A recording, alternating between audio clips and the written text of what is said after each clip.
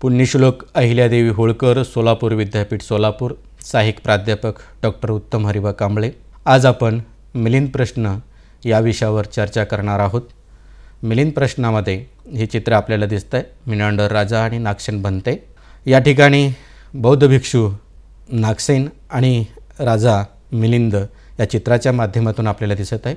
मिलिंद प्रश्नाचा अभ्यास करत असताना किंवा चर्चा करत असताना किंवा समजून घेत असताना किंवा मिलिंद प्रश्नाची ओळख करून घेत असताना भारतीय धर्म आणि तत्त्वज्ञानात बौद्ध तत्त्वज्ञानाची स्वतःची एक ओळख आहे। भारताच्या सामाजिक क्रांतीमध्ये त्याचे अनन्यसाधारण महत्त्व आहे। प्राचीन भारतीय इतिहासात पाली साहित्याचे महत्त्व स्थान आहे। डॉक्टर बाबासाहेब आंबेडकरांनी तथागत बुद्धांना भारतीय सामाजिक इतिहासाचे पहिले क्रांतिकारक युगपुरुष म्हटले आहे। भारतीय इतिहासामध्ये बौद्ध तत्त्वज्ञान, बौद्ध धम्म, संस्कृती, पाली साहित्याची परंपरा आहे। पाली साहित्याचा अभ्यास, अध्यापन, संवर्धन स्वतःचे महत्त्व आहे। पाली साहित्य हे एक विशाल आणि महत्त्वाचे साहित्य आहे। या साहित्याला दीर्घ परंपरा आहे। ही परंपरा आजही संपूर्ण जगामध्ये त्या भाषेमध्ये ते राष्ट्र या भाषेचा अभ्यास करत आहेत। संपूर्ण पाली साहित्य हे दोन भागामध्ये विभागलेलं आहे। एक भाग आहे त्रिपिटक साहित्य, त्याला त्रिपिटक साहित्य म्हणजे तीन पेटारे भरून असलेलं ज्ञान, आणि दुसरा जो भाग आहे त्रिपिटकोत्तर साहित्य, त्यालाच पोस्टपिटक किंवा अणुपिटक साहित्य असेही आपण म्हणतो। या पोस्टपिटक किंवा अणुपिटक साहित्यामध्ये मिलिंद प्रश्न हा ग्रंथाचं अनन्यसाधारण महत्त्व आहे। मिलिंद प्रश्नाचा विषय, या ग्रंथाचा विषय आहे ग्रीकचा राजा मिनांडर राजा मिलिंदाने विचारलेले प्रश्न आणि भंते नागसेनाने दिलेले उत्तर। एकूण या ग्रंथामध्ये 262 प्रश्न आहेत। शेवटचे 42 प्रश्न गहाळ झालेले आहेत।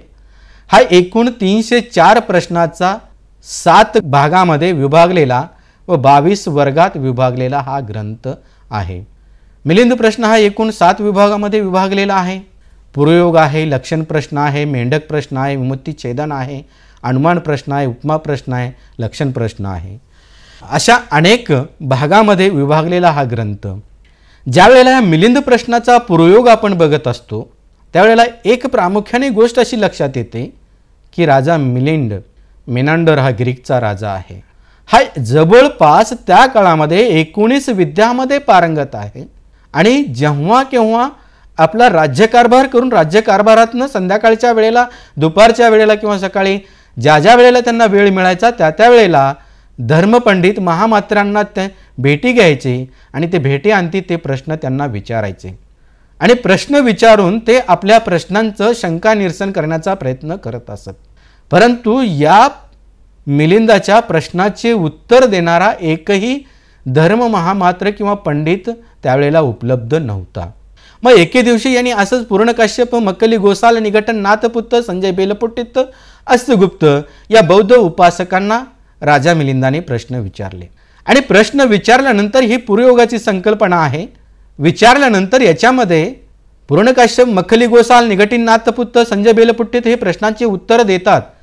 परंतु प्रश्नांची उत्तर दिल्यानंतर राजा मिलिंदाच्या शंकेचं निरसन होत नाही आणि मग ते थोडंसं वेगळ्या आविर्भावात ते निघून जातात। इतिहास संपूर्ण सांगायला वेळ नाही, ओझरत घेतोय। पुढच्या तासाला मी ते संपूर्ण तुम्हाला सविस्तर सांगेनच। आणि मग ते निघून जातात।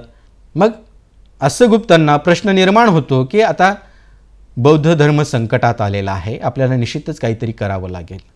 आणि मग ते हिमालयाच्या पायथ्याशी बैठक घेतात। बैठकीमध्ये ठरतंय की आपण आता तावातीस देवलोकामध्ये जाऊन महासेन नावाच्या देवपुत्राची याचना करायची आणि या तावातीस देवलोकातून महासेन नावाच्या देवपुत्राला पृथ्वी तलावर आणायचं आणि मिलिंदाला हरवायचं। आणि मग बैठकीमध्ये ठरतं त्यावेळेला नेमकं या बैठकीला अविष्यमान रोहन भंते उपस्थित नसतात, ॲब्सेंट असतात आणि मग ते भिक्षाटनाला गेलेले असतात। भिक्षाटन करून आल्यानंतर अश्वगुप्त त्यांना म्हणतात, इथे बौद्ध धर्म संकटात सापडलेला असताना तुम्ही खुशाल भिक्षाटनाला जाता हे योग्य नाही। त्यावेळेला भंते रोहन अविष्यमान अश्वगुप्ताला म्हणतात, ठीक आहे भंते, जे झालं ते झालं, काय मला करायचं आहे ते कार्य सांगा, मी ते करतो। असं ते कार्य करता येणार नाही, तुम्हाला आता माफ केलं जाणार नाही। अमुक अमुक घरी अमुक अमुक नावाचा देवपुत्र जन्माला येणार आहे, तुम्ही त्या ठिकाणी जा आणि जोपर्यंत तो बौद्ध धम्मामध्ये येत नाही, प्रवचित होत नाही, तोपर्यंत तुम्ही त्यांच्या घरी भिक्षाटनासाठी जायचं. रोहनाने ते आव्हान स्वीकारलं. महासेन नावाच्या देवपुत्राला याचना केली. तो सोनोत्तर ब्राह्मणाच्या घरी जन्माला येणार होता. तो तिथे जन्माला आला. त्याच्या परंपरेने त्यांनी वेदामध्ये पारंगत झाला आणि मग हे सातत्याने रोहनाला शिक्षा ठरवली. रोहन दररोज सोनोत्तर ब्राह्मणाच्या घरी जायचा आणि वापस यायचा. नियमाप्रमाणे बौद्ध भिक्षूंना भिक्षा वाडगमाय किंवा दे असं म्हणता येत नाही, किंवा भिक्षा दे असं म्हणता येत नाही. ते शांत उभं राहावं लागतं. रोहन त्या दारात जायचे, शांत उभं राहायचे आणि वापस यायचे. मग एके दिवशी त्या सोनोत्तर ब्राह्मणाच्या घरून वापस येत असताना रोहन बनते वाटेमध्ये सोनोत्तर ब्राह्मण आणि रोहणांचा भेट होते आणि भेटीमध्ये सोनोत्तर ब्राह्मण रोहणास विचारतात, बनते अमुक अमुक घरी काय मिळालं का? इतके दिवस 7 वर्ष चक्रा मारल्यानंतरही त्या घरून एकही शब्द मिळाला नव्हता. परंतु आज एक आशावाद असा मिळाला होता की बनते पुढे जा. त्या एक आशावाद शब्दाला घेऊन बनते रोहनाने सोनोत्तर ब्राह्मणाला सांगितलं, हो महाशय, मला भिक्षाटन मिळालं. आणि तो घरी जातो, आपल्या भार्याला विचारतो, भार्या म्हणजे पत्नीला विचारतो की अमुक अमुक बनते आपल्या घरी आले होते, त्यांना तू भिक्षा दिली का? तर ते म्हणते, मी फक्त त्यांना पुढे जा म्हणाले, भिक्षा वगैरे मी काही दिलेलं नाही किंवा अन्नदान दिलेलं नाही. आणि मग सोनोत्तर ब्राह्मण मनातल्या मनामध्ये विचार करतो की काही मिळालं नसताना सुद्धा हा व्यक्ती म्हणतो की मला भिक्षा मिळाली. निश्चितच हा अद्वितीय कुणीतरी आगळं वेगळं व्यक्तिमत्व आहे. आणि मग तो मनातल्या मनात विचार करून बनते रोहणाची वाट बघत तो दारामध्ये पंचपक्वानाने भरलेलं प्लेट घेऊन ताट घेऊन थांबलेला असतो. त्याच वेळेला रोहणाची एंट्री होते आणि बनते रोहन दारात गेल्यानंतर तो ताट त्यांना तो सुपूर्द करतो आणि तो दिनचर्या चालू असते. हे सर्व चालू असताना ते जे बाळ जन्माला आलं होतं ते तिन्ही वेदामध्ये पारंगत झालेलं, शिक्षा घेऊन आले. ब्राह्मण परंपरेनुसार वेदाचा अभ्यास करून ते परिपूर्ण झालेलं बाळ ते या रोहनाला आईच्या पदराआडून बघत असतं आणि काश्य वस्त्र परिधान करून मुंडन करून हा गेलेला रोहन त्याला एक तेजपुंज आगळं वेगळं व्यक्तिमत्व दिसतं. आणि ते एके दिवशी बाळ कुतुलतेनं बनते रोहनाला प्रश्न विचारतं, हे काश्य वस्त्र परिधान करून मुंडन करण्यामागचा उद्देश काय, तुम्ही मला सांगावा. त्यावेळेला बनते रोहन त्या बाळाला म्हणतात की तुला माझ्यासारखंच मुंडन करावं लागेल आणि काश्य वस्त्र परिधान करावं लागेल तर मी तुला हा मंत्र सांगेन. आणि मग ते आईवडिलांकडे याचना करतं ते बाळ आणि शेवटी ते रोहनाकडे येतं आणि रोहन त्याला प्रवजित करतात आणि घेऊन जातात. पुढे कालांतराने अभिधम्म पिटकाचा अभ्यास त्याला करायला होतात. अभिधम्म पिटकाचा अभ्यास करत असताना या अभिधम्म पिटकामध्ये एक अशी शास्त्रीय प्रवृत्ती आहे किंवा खुबी आहे की संपूर्णपणे माणसांच्या मानसिक अवस्थांचं अभ्यास या अभिधम्म पिटकामध्ये केला जातो. थोडक्यात मानसशास्त्राचा परिपूर्ण अभ्यास या अभिधम्म पिटकामध्ये केला जातो. आणि हेच अभिधम्म पिटक पहिल्यांदा या सोनोत्तर ब्राह्मणाचं बाळ म्हणजे ताबातीस देवलोकामधून आलेला महासेन नावाचा देवपुत्र आहे त्याला अभ्यासासाठी रोहनाने दिला. पण एके दिवशी चुकून गुरुच्या विषयी मनामध्ये त्याच्यामध्ये शंका निर्माण होते की दररोज उठून गुरु माझे फक्त मला काय करतायत, अभिधम्म पिटकच शिकवत आहेत, दुसरं काही ज्ञान सांगत नाहीत, सुत्त पिटक सांगत नाहीत, मजिम निकाय सांगत नाहीत किंवा विनय पिटक सांगत नाहीत. आणि मग हा प्रश्न निर्माण झाल्यानंतर मानसिकता त्याची काय आहे ही रोहनाने ओळखली आणि त्यांना असं वाटलं की तुला असं वाटतंय की मी तुला फक्त याच्या पुढीकडे काही शिकवत नाही. आश्चर्य आहे, तुम्ही कसं काय ओळखलात माझ्या मनामध्ये चाललेला संभ्रम. आणि म्हणून तो लज्जित होतो आणि तो माफी मागायला लागतो रोहनाची. तो म्हणतो ठीक आहे, मी तुला माफ करेन, पण एका अटीवर. जी आट अस्तगुप्ताने रोहनाला घातली होती तीच आट रोहनाने या मुलाला घातली की तो पुढे भविष्यामध्ये नागसेन बनते होणार आहे. आणि मग त्यांनी ते आट स्वीकारले. असा 1 मिलिंद का अशा हजारो जर मिलिंद आले तर मी त्यांना हरवेन, परंतु माफ करा. ते असं करत नाहीत. आणि मग तो संपूर्ण ज्ञान आत्मसात करतो आणि अस्तगुप्ताच्या आश्रमामध्ये जातो. तिथं तो शेवटचा अध्याय घेतो आणि तिथे मग एके दिवशी या सर्वांच्या भेटीगाठीमध्ये बनते नागसेन आणि राजा मिलिंदाची भेट होते. भेटीसाठी दुसऱ्या दिवशी स्थळ निवडलं जातं सिहाल राजकोट. या सागल नगरीमध्ये राजकोटला सिहाल नगरीमध्ये हे दोघं एकत्रित जमणार असतात आणि पुढं सिनियर 40,000 बनते आणि पाठीमागे ज्युनियर 40,000 बनते. अशा 80,000 भिक्खूमध्ये मध्यंतरी नागसेन बनते बसलेले आहेत. आणि दुपारच्या वेळेला राजा मिलिंद म्हणजे मिनार्डर तो रथात बसून इथं सियालकोटला सागल नगरीमध्ये त्यांचं आगमन झालेलं आहे. आणि तो रथातून उतरून पायी या भंतेकडे जात असताना त्यांना पाहतो आणि पाहत असताना त्याच्या मनामध्ये प्रश्न निर्माण होतो की नेमका नागसेन बनते कोणता असावा.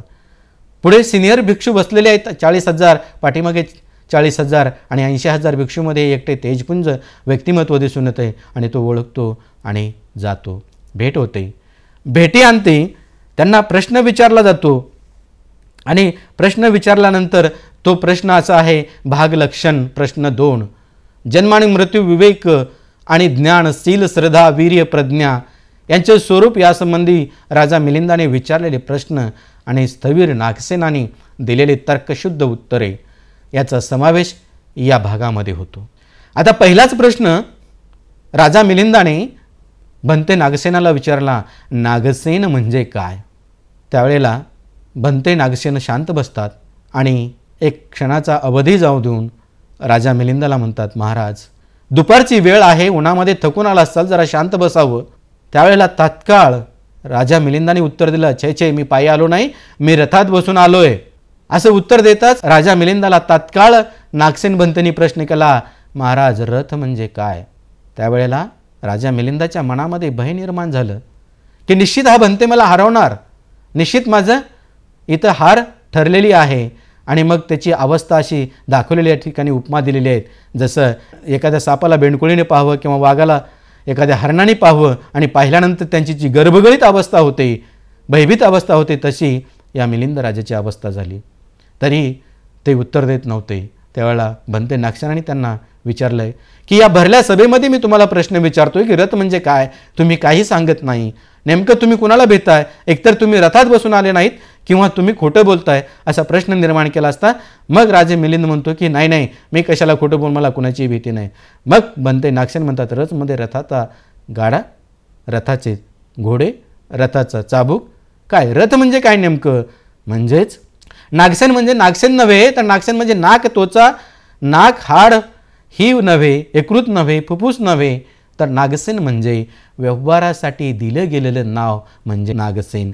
त्याच पद्धतीने रथ म्हणजे रथाचा घोडा नव्हे, रथाचा चाक नव्हे, रथाची गाडी नव्हे, रथाचा चाबूक नव्हे. रथ हे म्हणजे काय, व्यवहार समजावा, संकल्पना क्लिअर व्हावी, व्यवहार सुटसुटीत व्हावा, त्यासाठी दिले गेलेलं नाव म्हणजे नागसेन होय, त्यासाठी दिले गेलेलं नाव म्हणजे रथ होय. असा प्रश्न लक्षण प्रश्नामध्ये पहिला प्रश्न विचारला आणि या प्रश्नावर चर्चा झाली. अनेक उपमा देऊन नागसेन बनतेने राजा मिलिंदाच्या प्रश्नांचं निरसन केलं आणि ते पुढे गेले.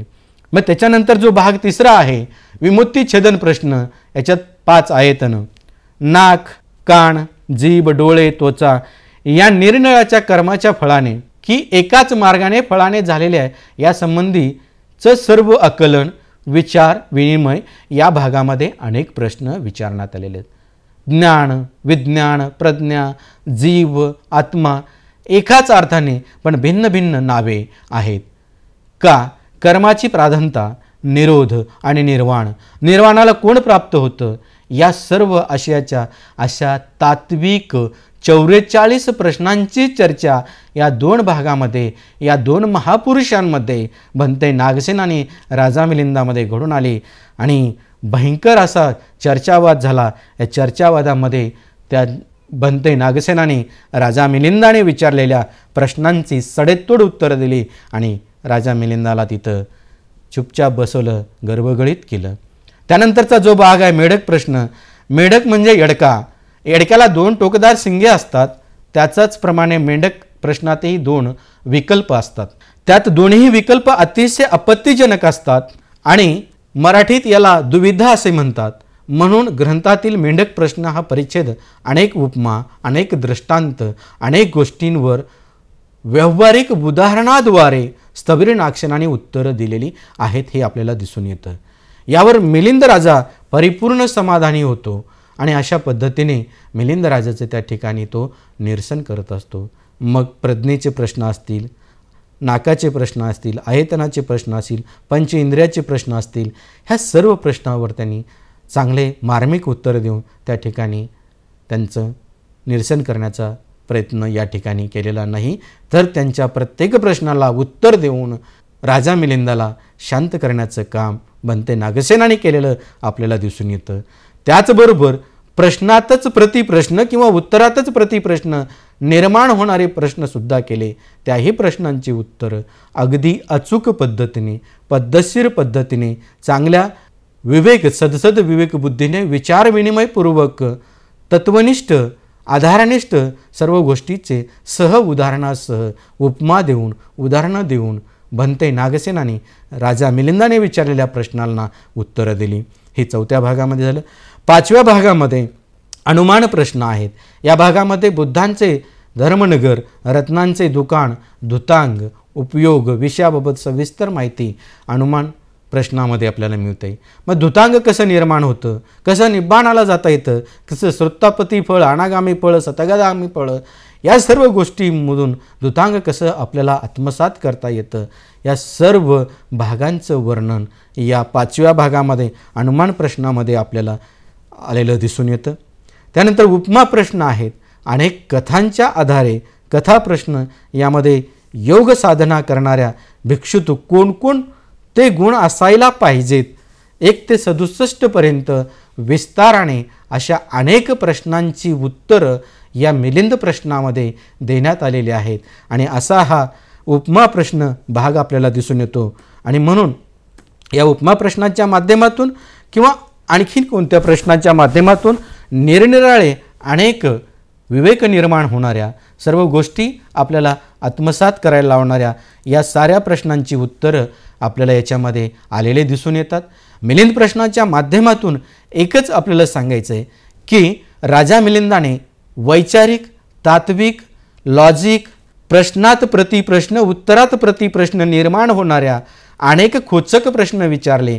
त्या सर्व प्रश्नांना आयतनाच्या आधारे, बौद्ध तत्त्वज्ञानाच्या आधारे, बौद्ध दृष्टिकोनातून, चिंतनातून, मंथनातून निर्माण होणाऱ्या सर्व प्रश्नांची उत्तरं राजा मिलिंदाला भंते नागसेनाने अगदी सहजपणे, व्यवस्थितपणे त्यांचं मतांचं निरसन होईपर्यंत, त्यांच्या प्रश्नांचं खंडन होईपर्यंत, त्यांच्या प्रश्नांची उत्तरं त्यांना समाधान होईपर्यंत चांगल्या मार्गाने दिले. आणि अशा पद्धतीने हा मिलिंद प्रश्न अनुमान प्रश्नांच्या माध्यमातून दुसऱ्या 2 भाग आहेत, त्या 2 भागाच्या माध्यमातून अनेक प्रश्न विचारण्यात आले. आणि त्या प्रश्नांच्या माध्यमातून बुद्धिस्ट फिलॉसॉफी कशी श्रेष्ठ आहे, बुद्ध तत्त्वज्ञान कसं श्रेष्ठ आहे, बुद्ध तत्त्वज्ञान अभिव्यक्ती स्वातंत्र्य, मानवता मूल्ये, मानवी मूल्ये, नैतिकतावर आधारलेलं, मानवी समाजाला संस्कार देणारं, समाजदिष्ट मूल्यदिष्ट समाजरचना घडवणारं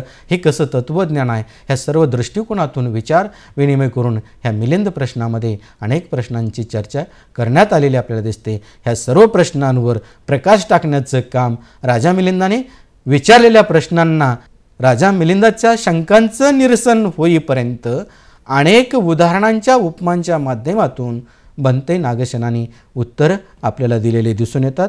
अशा पद्धतीने मिलिंद प्रश्नामध्ये हे 262 आणि बाकीचे घाळ झालेले प्रश्न असे मिळून 304 प्रश्नावर सविस्तरपणे चर्चा करण्यात आली. आणि म्हणून ही मिलिंद प्रश्न हा ग्रंथ 6व्या धम्मसंगीतीमध्ये, तसं तर 5व्या धम्मसंगीतीमध्येच त्याचं त्रिपिटकाला जोडण्यात आला होता, परंतु 6व्या धम्म परिषदेमध्ये पुन्हा एकदा वाचन करण्यात आलं आणि हा प्रश्न त्रिपिटक साहित्यामध्ये समाविष्ट करण्यात आला. म्हणून आज पिटकोत्तर साहित्यात असूनसुद्धा पिटक साहित्यामध्ये सुद्धा चर्चारूपी तत्त्वज्ञान या ग्रंथातून मिळतं.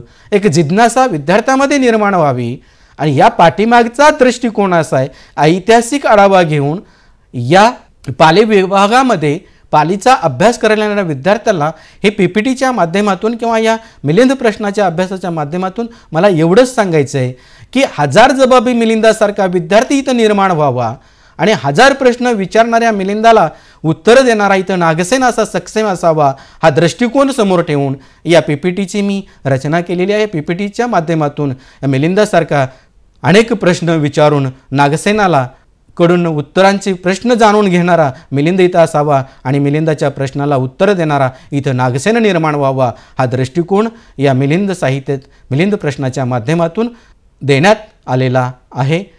एवढं मी या मिलिंद प्रश्नाचं महत्त्व आणि अन्यसाधारण महत्त्व सांगून मी या ठिकाणी पाली साहित्याला या मिलिंद प्रश्नाचं कसं योगदान आहे या वरील सर्व विचारांवरून आपल्या लक्षात आलेलं दिसून येतं. इथं माझं लांबच चाललेलं लेक्चर मी थांबवतो. धन्यवाद.